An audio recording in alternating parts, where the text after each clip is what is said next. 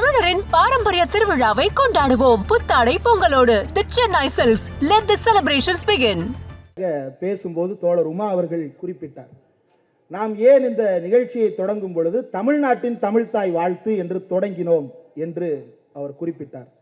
காரணம், பப்பாசி ஒருங்கிணைத்த விழாவிலே நேற்று போடப்பட்ட அந்த பாடல்.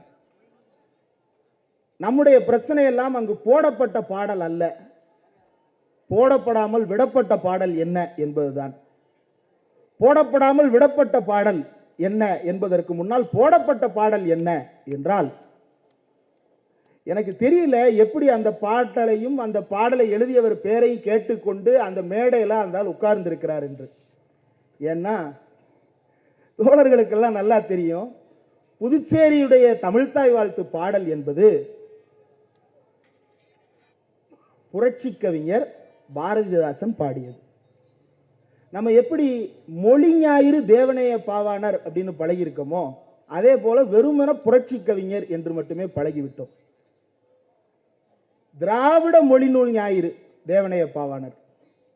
அதே போல அவர் ஏன் புரட்சி கவிஞர் என்றால், இந்த நாட்டிலே பெரியார் நினைத்த சமதர்ம சமத்துவ குடியரசு அமைய வேண்டும் என்ற புரட்சிக்காக பாடியதால் அவர் பெயர் புரட்சி கவிஞர் பாரதிதாசன்.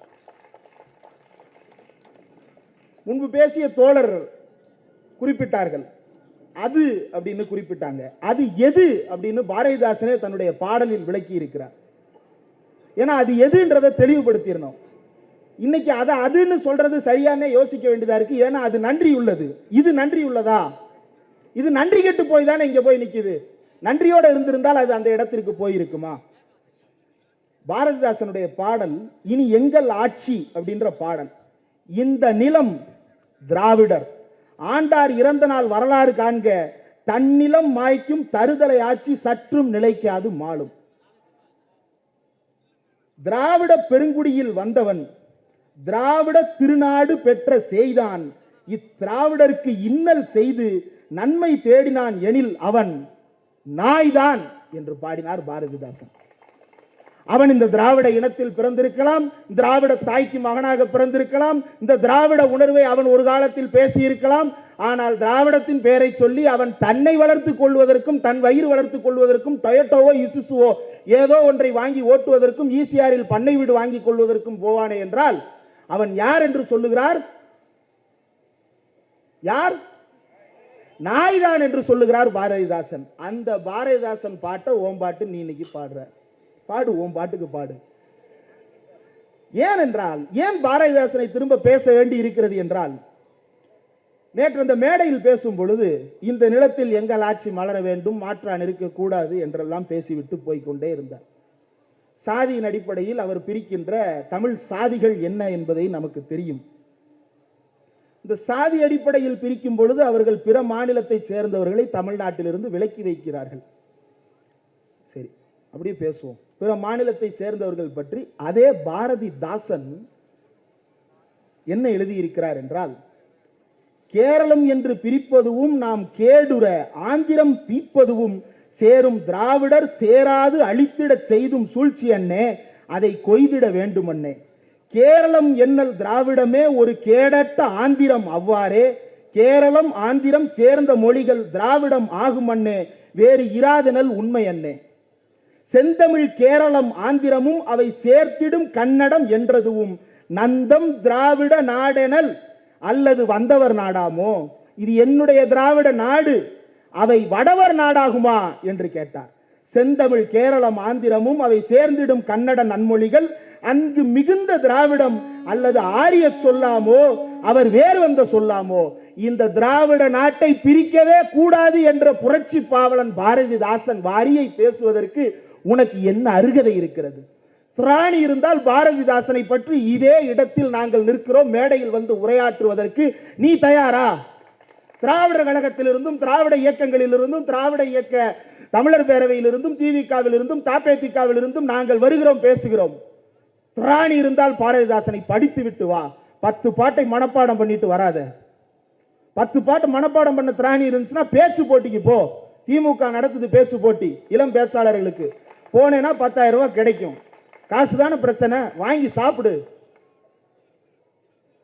முப்பெரும் விழா போட்டிகள் நடத்துறாங்க, போங்க. பொறியாளர் விழா போட்டிகள் நடத்துறாங்க, போங்க. இப்போ பாரதிதாசனை விட்டுலாம். அடுத்து அந்த மேடையில, அந்த நேற்று மேடையில பேசும்பொழுது என்னென்னலாம் கீழப்பழுவூர் சின்னசாமி, அதாவது ஒரு ஒற்றுமையை பாருங்க.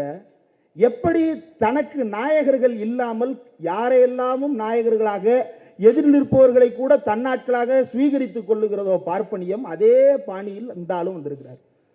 கீழப்பழுவூர் சின்னசாமி. கீழப்பழுவூர் சின்னசாமி யாருன்றது பின்னாடி வருவோம். கீழப்பழுவூர் சின்னசாமி பொண்ணு பேர் என்ன தெரியுமா? திராவிட செல்வி. சரி, நாளைக்கு வேற ஒரு தியாகி பேரை தூக்கிட்டு வருவான், அதனால மற்ற தியாகிகள் பேரை நம்ம வாசிட வேண்டியது இருக்கு. கீழப்பழுவூர் சின்னசாமி தீக்குளித்து செத்தார். 21 வயது, 22 வயது, திமுக. கோடம்பாக்கம் சிவலிங்கம் தீக்குளித்து செத்தார், திராவிட முன்னேற்ற கழக உறுப்பினர். விருகம்பாக்கம் அரங்கநாதன் திராவிட முன்னேற்ற கழக உறுப்பினர். ஐயம்பாளையம் ஆசிரியர் வீரப்பன் திராவிட முன்னேற்ற கழக உறுப்பினர். சத்தியமங்கலம் முத்து திமுக உறுப்பினர். சாரங்கபாணி, தண்டாயுதபாணி, முத்து உள்ளிட்ட அத்தனை பேரும் திமுகவின் உறுப்பினர்கள். என்னமோ கீழப்பழுவூர் சின்னசாமி திடீர்னு எங்கிட்ட இருந்தோ போய் குளிச்ச மாதிரி பேசுறீங்க, தீ குளிச்ச மாதிரி பேசுற, எதையும் படிக்கிறது இல்ல. விக்கிபீடியாவுக்கு போனாலே கிடைக்கிற தகவல்யா. சரி, அவர்களுக்கு திமுக என்ன செய்தது கேட்கலாம். சைதாப்பேட்டை தானே ஒரு சப்வே, ரொம்ப ஃபேமஸான சப்வே, ஒவ்வொரு மலை வெள்ளத்திலையும் போட்டோ எடுத்து போடுவாங்க. என்ன சப்வே? சென்னையவே தெரியாதவனு கூட இன்னைக்கு அரங்கநாதன் சப்வே தெரியுது. யார் அந்த அரங்கநாதன்? தீக்குளித்து செத்தாரே திமுகவின் அரங்கநாதன். அந்த அரங்கநாதன் பேரில் தான் இந்த சுரங்கப்பாதைக்கு அரங்கநாதன் என்ற பெயர் வைக்கப்பட்டது. திருச்சி பாலக்கரையில் பல மீட்டர்கள் நீளத்திற்கு போடப்பட்ட மேம்பாலத்திற்கு சின்னசாமி சண்முகம் பாலம் என்று பெயர் வைக்கப்பட்டது. சென்னையில் ஒரு மாளிகைக்கே நடராசன் தாளமுத்து மாளிகை என்று பெயர் வைக்கப்பட்டது. இன்றைக்கு மொழிப்போர் தியாகிகளுக்கெல்லாம் நினைவு சின்னம் எழுப்பி இருக்கிறது. இது திராவிடம் தமிழை பாதுகாத்தது. ஏன் இதை பேசுகிறோம் என்றால், திராவிட இயக்கம் வளர்ந்ததனுடைய முக்கியமான காரண புள்ளி, திராவிட இயக்கம் தமிழ் தேசிய இயக்கமாக மக்கள் மத்தியில் பெரிய அளவுக்கு ஏற்றுக்கொள்ளப்பட்டதற்கு மிக முக்கியமான விழுமியம் ஒன்று உண்டு என்றால், அது இந்தி எதிர்ப்பு போராட்டம். இந்தி திணிப்புக்கு எதிராக நாம் நடத்திய பெரும் கிளர்ச்சி. அந்த இந்தி திணிப்புக்கு எதிராக நடத்தப்பட்ட கிளர்ச்சியை பற்றி தந்தை பெரியார் சொல்லும் பொழுது ஒரு அழகான வார்த்தையை பயன்படுத்துகிறார். இன்றைக்கும் நாமெல்லாம் பார்ப்பனியத்துக்கு அடிமையாகாமல் இருப்பதற்கு ரெண்டு தான் காரணமா இருக்கு. ஒன்று தமிழ் நிலை உணர்ச்சி, இரண்டாவது இந்தியை படிக்காமல் இருப்பது. நீங்க இந்த வார்த்தையை கவனிக்கணும். தமிழ் நிலை உணர்ச்சி என்று பயன்படுத்துகிறார் தந்தை பெரியார். அது என்ன தமிழ் நிலை உணர்ச்சி? தமிழ் உணர்வு தெரியும், மொழி உணர்வு என்று நாம் பெரும்பாலும் நினைத்துக் கொள்வது உண்டு. ஆனால் அந்த தமிழ் உணர்வு என்பதில் தமிழ் நிலை உணர்வு என்று பெரியார் சொல்லுவதற்கு முக்கியமான காரணம் இருக்கிறது. ஏனென்றால் தமிழ்நாடு என்பதை இனத்தால் நாங்கள் எல்லாம் தமிழ் பேசுகிறோம் என்பதற்காக மட்டும் பெரியார் பிரித்து கேட்கவில்லை. நாங்கள் எல்லாம் திராவிட இனத்தில் பிறந்திருக்கிறோம், நாங்கள் தனியாகத்தான் இருப்போம் என்பதற்காக மட்டும் கேட்கவில்லை. அவர் எதற்காக கேட்டார் என்றால், திராவிடம் என்பதாக இருக்கட்டும், தமிழ்நாடு என்பதாக இருக்கட்டும், பெரியார் அதை பயன்படுத்தியதை பற்றி எஸ்.வி. ராஜதுரை வாகீதா எழுதிய தொகுப்பில் ஒரு வார்த்தை அழகாக குறிப்பிட்டிருக்கிறார்கள். என்னவென்றால், லட்சிய சமுதாயத்திற்கான குறிப்பு சொற்கள் அவை என்று குறிப்பிட்டிருக்கிறார்கள். அதனால் லட்சிய சமுதாயத்திற்கான குறிப்பு சொற்கள் சாதியற்ற, மதமற்ற, ஆணாதிக்கமற்ற, ஏழை பணக்காரன் வேறுபாடற்ற சமுதாயத்தை அமைக்க பெரியார் விரும்பினார். அந்த சமுதாயத்திற்கு தமிழ்நாடு என்றும் திராவிட நாடு என்றும் பெயர் சூட்டிக் கொள்ள தந்தை பெரியார் விரும்பினார். இதே தமிழ்நாட்டிற்குள் சாதி பெருமைகளை பேசிக் கொண்டிருப்பதற்காக பெரியார் தமிழ்நாடு கேட்கவில்லை. நீ கேட்பதற்கும் அவர் கேட்பதற்கும் என்ன? வெளியிலிருந்து பார்க்கும் பொழுது எல்லாரும் மொழியை பத்தி பேசுறாங்க. ஏன்னா வடநாட்டில இருந்து சில ஜேர்னலிஸ்ட் எல்லாம் பார்க்கும்போது என்ன எல்லாருமே மொழி பத்தி தான் பேசுறாங்க, அப்புறம் அவங்க வேற நீங்க வேறன்னு சொல்றீங்களேன்னு எல்லாரையும் ஒரே தட்டில் வச்சு பார்த்துறாங்க. அதனாலதான் பெரியார் பயன்படுத்திய அந்த வார்த்தையை குறிப்பிட்டேன், தமிழ் நிலை உணர்ச்சி என்ற வார்த்தை. ஏன் அவர் தமிழ் நிலை உணர்ச்சி என்கின்ற வார்த்தையை பயன்படுத்தினார்? பெருமகனார் கக்கன், பெருமகனார் காமராசர். நாம் அவர்களை மதிப்பதற்கு எவ்வளவு காரணங்கள் இருக்கிறதோ அவர்களை விமர்சிப்பதற்கும் அதைவிட நிறைய காரணங்கள் நம்மிடம் இருக்கின்றன. 1948 மொழி பிரச்சனை நடந்து கொண்டிருந்த போது பெரியார் ஒரு எச்சரிக்கையை விடுத்தார். தோழர்களே, பாதுகாப்பாக இருங்கள். ஆனால் பயந்து விடாதீர்கள். காவல்துறையை வைத்து எப்படி பக்கிங்ஹாம் மாலையில் ஒரு படுகொலையை நிகழ்த்தினார்களோ அதே போன்ற படுகொலைகளை மொழி போராட்ட களத்திலும் நிகழ்த்த காத்திருக்கிறார்கள் என்று எச்சரித்தார்.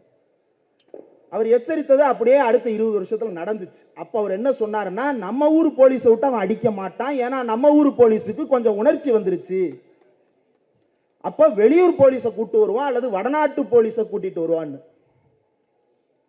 67 ஆட்சி மாற்றம் நடப்பதற்கு முன்னால் ஒரு பெரும் கலவரம் நடந்ததே. மத்திய ஆயுத காவல் படையினரை கொண்டு வந்து இங்கே ஒரு பெரும் படுகொலையை நிகழ்த்தினார்களே பொள்ளாச்சியிலே. பீரங்கி குண்டுகளை வைத்து பிளந்தார்களே தமிழர்களுடைய உடலை. அதை அப்போதே பெரியார் எச்சரித்தார். அப்போ இவ்வளவு உணர்வு பூர்வமாக மொழியை அணுகி இருக்கிறாரா பெரியார் என்றால், பெரியார் மொழி பிரச்சனையை பேசினார். ஆனால் மொழியின் கடந்த கால வரலாற்றுக்குள் உங்களை சிக்க வைப்பதற்காக அவர் பேசியதே கிடையாது. பெரியார் தமிழ் உணர்ச்சி என்று பேசிய விஷயங்கள், பெரியார் திருக்குறளை பற்றி பேசியதெல்லாம் பேசுவார்கள். அதுக்கு பிறகு வருவோம். 15 நிமிடம் தான் கொடுக்கப்பட்டிருக்கு. எவ்வளவு நேரம் பேசினேன்னு தெரியல. இன்னொரு 10 நிமிஷத்துல முடிச்சிடறேன். அப்போ பெரியார் பேசிய தமிழ் தேசியம் என்பது பிறப்பால் வருவது அல்ல, அது உணர்வால் வருவது. எந்த உணர்வால் வருவது? சாதிகளை விட்டொழித்த உணர்வால் வருவது, மதங்களை விட்டொழித்த உணர்வால் வருவது, புராணங்களுக்குள் சிக்காமல் எதிர்காலத்தை நோக்கி உத்தேசிக்கின்ற உணர்வால் வருவது. நீ பேசுகின்ற தமிழ் உணர்வு என்பது என்ன? நீ உன்னுடைய அயோக்கியத்தனங்களுக்காக எப்படியெல்லாம் கடந்த கால தவறுகளுக்கு முட்டுக் கொடுக்க முடியுமோ அப்படியெல்லாம் நீ முட்டுக் கொடுப்ப. முன்னோர்கள் ஒன்றும் முட்டாள் இல்லை என்கின்ற பெயரில் முன்னோர்கள் செய்த அத்தனை தப்புகளையும் நியாயப்படுத்தி நம் தலையில் மலமாக சுமத்துவது உன்னுடைய வேலை. பெரியார் அதை செய்யவில்லை. பெரியார் மாறாக மாடர்னிஸ்டா இருந்தார். அவர் தேசியம் என்கின்ற பார்வையிலேயே இப்போது இருக்கக்கூடிய பார்வைக்கு மாறுபட்ட பார்வை கொண்டவராக இருந்தால் காரணம் என்ன? அந்த தேசியம் என்பது யாரோ ஒரு ஆதிக்க சக்திகளுக்கு பயன்படுவதாக இருந்துவிடும் என்பதால் அதையும் நான் கவனமாக கையாளவே விரும்புகிறேன் என்றார் பெரியார். இன்றைக்கு நீ பேசிக் கொண்டிருப்பது என்ன? அப்போ நீ பேசுவது தமிழ் தேசியமே அல்ல என்பதுதான் உண்மை. தமிழ் தேசியம் என்கின்ற பெயரால் நீ என்ன செய்து கொண்டிருக்கிறாய் என்பதை பேச வேண்டும். சாவர்கர்னு ஒரு ஆள் இருந்தாரு. யார் இந்து என்று ஒரு புத்தகத்தை எழுதி இந்துத்துவ நாடாக இந்தியாவை மாற்றுவது பற்றி அவர் எழுதியிருக்கிறார். அப்படியே கட் பண்ணீங்கன்னா தமிழ்நாட்டில் தமிழ் இந்துன்ற பேர்ல ஒருத்தர் புத்தகம் போடுறாரு. அவர் தான் இவருக்கு ஆசான். தமிழ்நாட்டின் சாவர்கர் பே மணியரசன். அப்ப இவரு அதேதான் தமிழ்நாட்டின் மோடி. பொருத்தமா இருக்கும், எந்த பிரச்சனையும் இல்லை. நீங்க 2 வரலாறையும் தனித்தனியாக படிக்க வேண்டியதில்லை. ஏதாவது ஒன்னு எடுத்து படிச்சீங்கன்னா போதும், ரெண்டையும் புரிஞ்சுக்கலாம். கலரை மட்டும் மாத்தினா போதும். இதுதான் இதற்குள்ள இருக்கக்கூடிய ஒற்றுமை.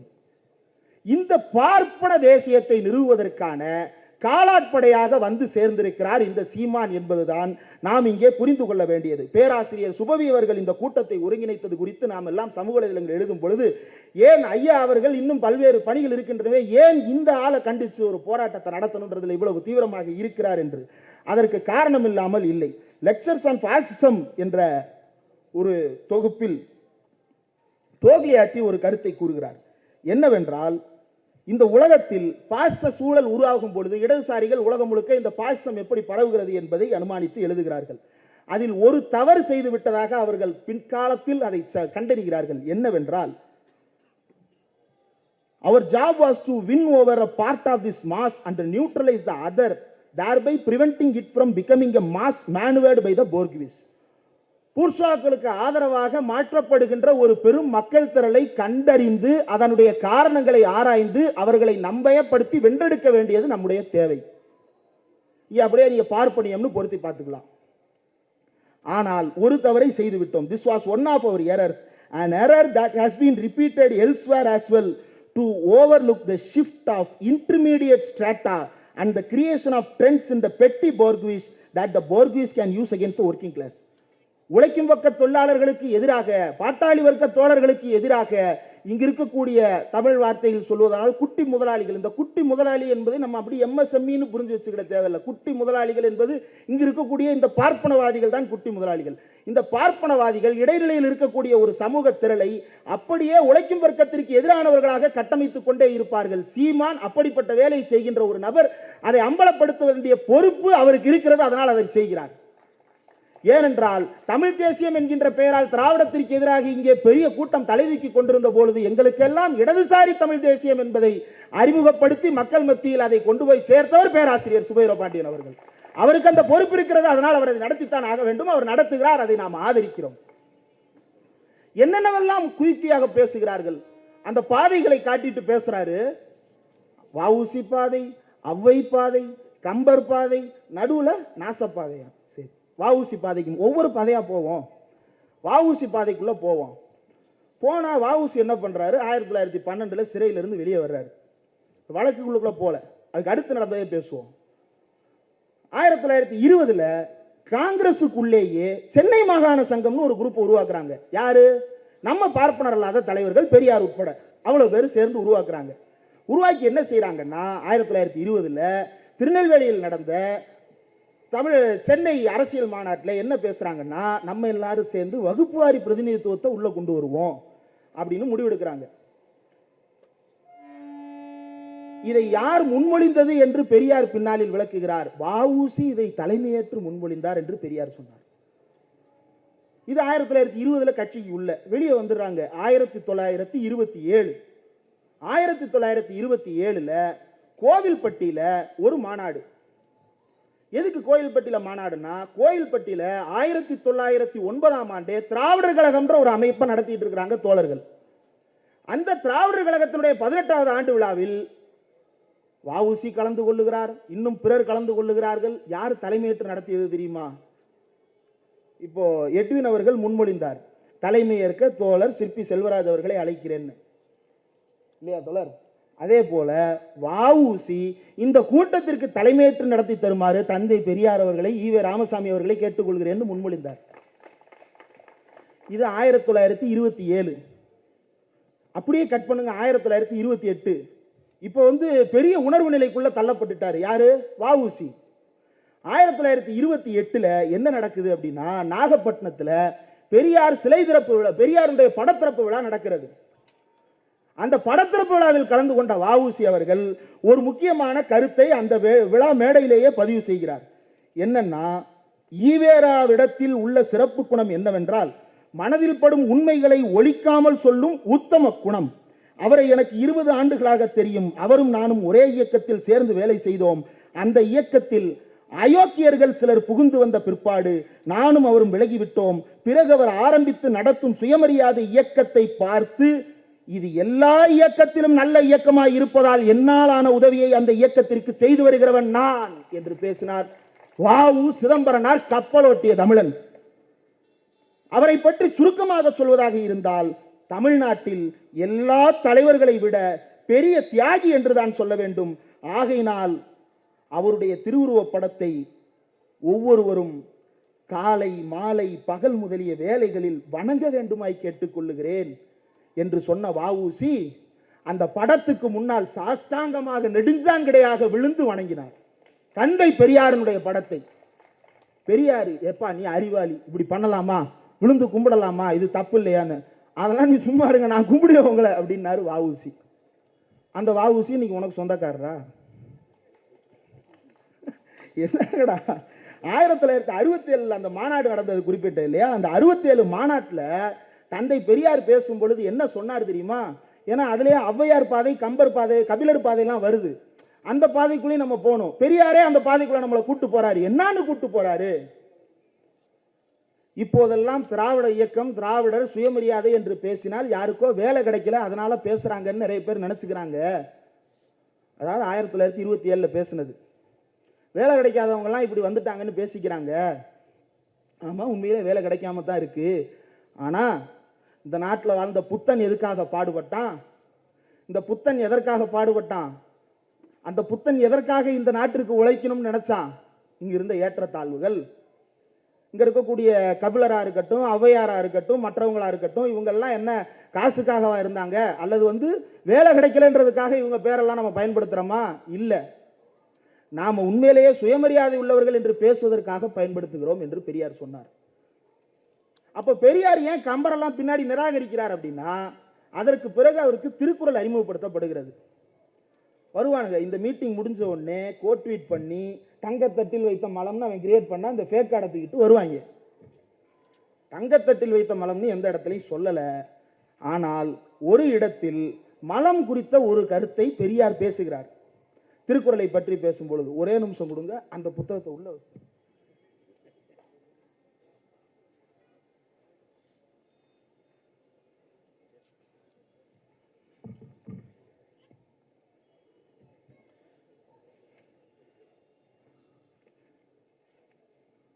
ஏன்னா இவங்களுக்கு வாசித்து சொல்லிட வேண்டியது இருக்கு. இல்லைன்னா நாளை பின்ன மறுபடியும் நம்ம இதுக்கு இன்னொரு கூட்டத்தை நடத்த முடியாது. பெரிய பொருட்செலவில் நம்ம இதை நடத்திட்டு இருக்கிறோம். பெரியார் என்ன சொல்லுகிறார் அப்படின்னா, மத ரீதியான கருத்துக்கள் இலக்கியங்கள்லையும் புராணங்கள்லையும் அதிகமாக இருந்துகிட்டே இருக்கு. அதனால பகுத்தறிவுக்கு ஏற்றதில்லைன்றதுனால எல்லாத்தையும் குறை சொல்றேன் நான். அப்படி குறை சொல்லும் போது எல்லாமே போயிட்டா நமக்குன்னு எதுதாயா மிஞ்சும்னு கேட்டாங்க. அப்ப நான் சொன்னேன், இங்க இருக்கிற மலத்தால நாத்தம் அடிக்குதுன்னு நான் சொன்னா, அந்த மலத்தை எடுத்துட்டு என்ன வைக்கிறதுன்னு நீ கேட்கிற, இதுதான் என்னோட பதில்னு சொன்னேன். ஏறக்குறைய மத சம்பந்தமான காரியங்களில் மக்களுக்கு நம்பிக்கையே இருக்கக்கூடாது என்று கருதி அப்படியே பிரச்சாரம் புரிந்து வந்தேன். பிறகு நல்ல அறிவாளிகளோடு, அறிவாளி என்றால் பண்டிதர்களோடு அல்ல, பொது அறிவுள்ள மக்களோடு பழகிய போது குறளின் மேன்மை பற்றி அவர்கள் எடுத்து கூறினார்கள். நான் இப்படிலாம் சொல்லியிருக்காங்களேப்பா அப்படின்னு நான் கேட்டேன். அப்படி கேட்டபோது, ஐயா அது பரிமேலழகர் உரை, அது குறளாசிரியர் கருத்து அல்லன்னு சொன்னாங்க. பரிமேலழகர் உரைதான் சிறந்த உரை என்று கொண்டாடப்பட்டது. அவர் மனு தர்ம சாஸ்திரப்படி குறள் எழுதிவிட்டார் என்பதற்காகவாம்.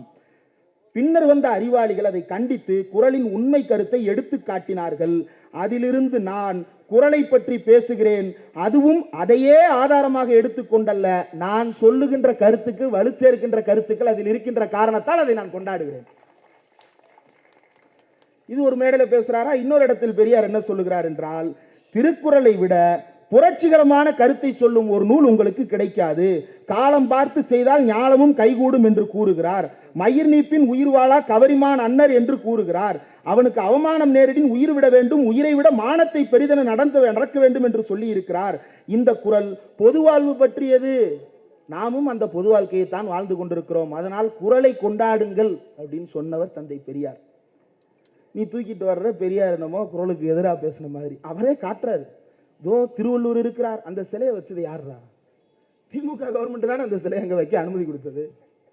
அங்கே ஔவையார் சிலருக்கு, வஉசி சிலருக்கு அந்த சிலையெல்லாம் வச்சது யாரு? கவர்மெண்ட் நடத்துகிற இடத்துல தானே அதெல்லாம் வச்சிருக்குது. வைக்கக்கூடாதுன்னு கவர்மெண்ட் சொல்லிச்சா? இல்லையே, கவர்மெண்ட் ஸ்பான்சர் பண்ணி வைக்கிறதுக்கு தயாராக இருக்கே. ஏதோ திருவள்ளூருக்கு வானுயர சிலை வைத்து அந்த இடத்துல கொண்டாடி இருக்கிறது தமிழ்நாடு அரசு விழா எடுத்து. உண்மையில் அப்போ தமிழ் தேசியம் என்பது என்ன? தமிழ் தேசியம் என்பது பெரியாருடைய காலத்தில் அவர் எந்த தமிழ் தேசியத்தை கேட்டாரோ அதை இப்ப இந்த மேடையில பேச முடியாது. தோழர்களுக்கு அதில் இருக்கக்கூடிய சிக்கல் தெரியும். ஆனா ஒரு விஷயத்தை நான் கிளாரிஃபை பண்ணணும்னு நினைக்கிறேன். ஒரு ஊடகவியலாளர் இப்படி அரசியல் மேடையில ஒரு கட்சியை கண்டித்து இப்படிலாம் பேசுறீங்களே அப்படின்னு நடுநிலையா இருக்க வேண்டாமா? தமிழ்நாட்டின் நடுநிலை என்பது தந்தை பெரியாரை ஆதரிக்கிறோமா இல்லையா என்பதில் தான் இருக்கிறது. அந்த தராசு, அந்த முள் பெரியாரை குறிக்காமல் வேறு பக்கம் திரும்பினால் அதை கண்டிக்க வேண்டிய கடமை தமிழனாக பிறந்த ஒவ்வொருவனுக்கும் அல்ல, சுயமரியாதை உணர்வுள்ள ஒவ்வொருவருக்கும் இருக்கிறது. அந்த அடிப்படையில் மான உணர்வோடு தமிழன் என்கின்ற உரிமையோடு நான் இந்த மேடையில் இதை பேசுவதற்கு எல்லா தகுதியும் எனக்கு இருக்கிறது என்று கருதுகிறேன். இந்த தமிழ் தேசியவாதிகள், போலி தமிழ் தேசியவாதிகள் உருவாகிவிட்டதற்கு பிறகு தமிழ் இந்து என்று பேசுகிறார்கள். குடிப்பெரும் ஒரு மேடையில பேசுறாரு, மீனவரும் விவசாயியும் எப்படிங்க கல்யாணம் பண்ணிக்கிட முடியும் பேசுறாங்க. யூடியூப் ரூட்டஸ் மைனர் ஷேர் பண்ணியிருக்கிறாரு, அதை இன்னைக்கு கோட்வீட் பண்ணிருங்க நைட்டு. என்ன எப்படி சேர முடியும்? ஏன் சேர முடியாதுன்னா, விவசாயிகள் வேறு வாழ்க்கை முறை கொண்டவர்கள், மீனவர்கள் வேறு வாழ்க்கை முறை கொண்டவர்கள். இவங்க அவங்க வீட்டு கல்யாணம் பண்ணிட்டா எப்படி ஆக்கி போடுறது? விவசாயிகள் வீட்டில் 100 பேர் 200 பேர் கூடுவாங்க. மீனவ பொண்ணுக்கு அவ்வளோ பேருக்கு சமைச்சு போட தெரியாது. மறுபடியும் பாரு, பிள்ளை பெத்து போடுறது, சமைச்சு போடுறது. வேற எதையாவது பேசுறியா? இது பரவாயில்ல, நம்ம மேடைகளில் பேசின காலத்திலே நீ சிங்கள பெண்கள் குறித்து பேசின கருத்துக்கள்லாம் காதால கேட்க முடியுமா? வேற வழி இல்லை. அன்னைக்கு ஏதோ உணர்ச்சி வேகத்தில் சகிச்சுக்கிட்டு இருந்தோம். இன்னைக்கு அந்த கன்றாவியை சகிக்க முடியல, கண்டிக்கிறோம். இந்த போலி தமிழ் தேசியவாதிகள் என்பவர்கள் தமிழ்நாட்டில் இருக்கக்கூடிய பார்ப்பனர் அல்லாதார் உணர்வை, பார்ப்பனர் அல்லாதார்ன்ற வார்த்தையை பெரியார் கண்டெஸ்ட் பண்றாரு. பார்ப்பனர் அல்லாதார்னு சொல்லாத, 100ல் 3 பேர் அவன், 97 பேர் சேர்ந்துக்கிட்டு அவன் அல்லாதவன் நான் ஏன் சொல்லணும்? அதனால திராவிடன்னு பயன்படுத்துவோம் அப்படின்னு பெரியார் சொல்றாரு. ஆனால் இந்த 97 பேரையும் கனெக்ட் பண்ற உணர்வு எது? அந்த 3 பேரை எதிர்த்து இருக்கிறது தான். ஏன்? அவன் சாதி ரீதியாக, சமுதாய ரீதியாக, பொருளாதார ரீதியாக இந்திய நாட்டின் மீது, நம்முடைய மக்களின் மீது நடத்தி கொண்டிருக்கின்ற சுரண்டலின் காரணமாக, அதை எதிர்த்து பேச வேண்டிய உணர்வின் காரணமாக. அது மட்டுமா, இந்த 97லேயே பல பேர் அங்கு விலை போனதாக இருக்கிறது. அந்த அதை போல இந்த விலை போன அதுகளை எல்லாம் எப்படி விரட்டுவது? உண்மையில் தமிழ் தேசியத்தை தமிழ்நாட்டில் முதலில் பேசியது யார்? சரி, திராவிடத்தை இவ்வளவு கண்டெஸ்ட் பண்ணி பேசுறியே, அயோத்திதாச பண்டிதர்னு ஒருத்தர் இருந்தார். பெரியார் முடிச்சிருந்தவர். அயோத்திதாச பண்டிதர்னு ஒருத்தர் இருந்தார். அவர் என்ன சொன்னாரு? நாம் எல்லாம் திராவிடர்கள்னாரு. பேசுறதுக்கு வாய் இருக்குல்ல, தைரியம் இருந்தா அயோத்திதாச பண்டிதரை கண்டிச்சு பேசு. ஏன் பேச மாட்டேங்கிற? எங்க இருந்து விழும்னு தெரியாது. அந்த அடி உன்னால சமாளிக்கவே முடியாது. ஏன் பேச? தைரியம் இருந்தா அயோத்திதாச பண்டிதர் திராவிடன்னு சொன்னது தப்புன்னு பேசு. ஒரு பைசா தமிழ்ல எழுதுறாரு. 1908 ஜூன் 24 திராவிட பாஷை தமிழ் அப்படின்னு எழுதுறாரு. இப்ப என்ன சொல்ல போற? இதை எதிர்த்து பேசு. நாளைக்கு நீ மேடையில பேசணும். இத அயோத்திதாச பண்டிதரை கண்டிச்சு நீ பேசணும். டிசம்பர் 1908 2ஆம் தேதி சாதி பேதமற்ற திராவிடர்கள் அப்படின்ற தலைப்பிலே கட்டுரை எழுதுறாரு. அப்போ திராவிடம் என்பது இங்க பெரியார் கண்டுபிடித்த சொல்லலாம் அல்ல. அது கால்வெல்லுக்கு முன்னாடி இருந்தே, குமரலவற்று காலத்திலிருந்து, அதற்கு முன்னாடி நீ சொல்றிய கோடானு கோடி கோடி கோடியே கோடி ஆண்டுகளுக்கு முன்னாடி எழுதப்பட்ட புராணங்கள், மனுஸ்மிருதின்னு சொல்றிய அதுலயே இருக்கே. அதெல்லாம் தாண்டி இன்றைக்கு திராவிடம் என்பது என்ன? குறிப்பு சொல். அந்த குறிப்பு சொல் எதற்காக பயன்பட வேண்டும்? தமிழ் நிலை உணர்ச்சியை தூண்டுவதற்காக பயன்பட வேண்டும். இங்கு இருக்கக்கூடிய தமிழ் நிலை உணர்ச்சி என்பது பிறந்து விட்டான் தமிழ் சாதியில் என்பதற்காகவே அவன் தமிழனா என்றால் பாரதிதாசன் அவனை நாய் என்கிறார். தமிழ் சாதியில் பிறந்ததாலேயே அவனை தமிழன் என்று கொண்டாடிவிட முடியாது. 13 பேரை சுட்டுக் கொண்டவர் பச்சை தமிழர். உனக்கு 13 பேரை சுட்டுக் கொண்டவர் மட்டும் இல்ல, உனக்கு யாரெல்லாம் பச்சை தமிழர்களா தெரியுறாங்க? தமிழ் இந்துன்னு சொல்றவரு உனக்கு பச்சை தமிழர், தமிழ் தேசிய தந்தைன்ட்ட சொல்லு. உன் வாயி, உன் இஷ்டம், உன் பாட்டுக்கு உருட்டு. ஆனா வரலாறு என்பது உன்னால் எழுதப்பட்டதாக இங்கு இருக்காது. நீ சொல். எல்லா மேடைக்கு போனாலும் 2026 2026 ஒரு நாள் சொல்றாங்க. 2026 அப்புறம் என்னமோ நடக்க போகுதுன்னு. 2026 கணக்கை திரும்ப திரும்ப சொல்லிக்கொண்டே இருக்கிறார்கள். அந்த கணக்கெல்லாம் நம்மை திசை திருப்புவதற்காக. ஒரிஜினல் ப்ராப்ளம் என்ன? நம்மளை பாப்பாங்கிட்ட அடமானம் வைக்கிறது தான் இவனோட வேலை. இந்த வேலையை நம்ம அம்பலப்படுத்தணும், தோலுரித்து காட்டணும். அந்த வேலையை நாம் சரியாக செய்கிறோம். அந்த வேலையை மக்களுக்கு புரியும்படி இன்னும் விளக்கமாக நாம் சொல்லிக்கொண்டே இருப்போம். அந்த அடிப்படையில் தந்தை பெரியாரை இழிவுபடுத்தி